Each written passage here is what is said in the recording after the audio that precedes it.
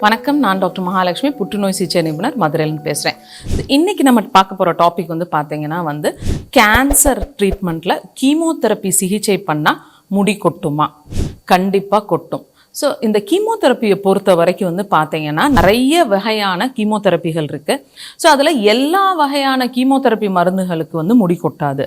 So சில வகையான chemotherapy மருந்துகள், அதாவது எஸ்பெஷலி மார்பக புற்றுநோய், அதுக்கப்புறம் கர்ப்பப்பை புற்றுநோய், ஸோ இந்த மாதிரியான புற்றுநோய்க்கு ட்ரீட் பண்ணுற அட்ரியாமைசின் அப்படிங்கிற கீமோதெரப்பி, அதே மாதிரி டாக்ஸால் பேஸ்டு கீமோதெரப்பின்னு சொல்லுவாங்க.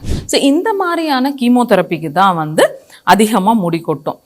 நெக்ஸ்ட் பேஷண்ட் இருக்கிற டவுட்ஸ் என்னன்னு பார்த்தீங்கன்னா, இந்த முடி கொட்டுறது பெர்மனண்ட்டாக டெம்ப்ரரியா? ஸோ இந்த முடி கொட்டுறது கீமோதெரப்பி போது பார்த்தீங்கன்னா it is only a temporary thing. Treatment நீங்கள் முடித்த உடனே கண்டிப்பாக உங்கள் முடி எப்படி முன்னாடி இருந்ததோ அதோட ஜாஸ்தியாகவே நார்மலாக வளர்ந்துடும். அதனால் நீங்கள் கீமோதெரப்பி சிகிச்சைக்கு போகும்போது ஐயோ எனக்கு முடி கொட்டுதேன்னு சொல்லி நீங்கள் கவலைப்படாதீங்க.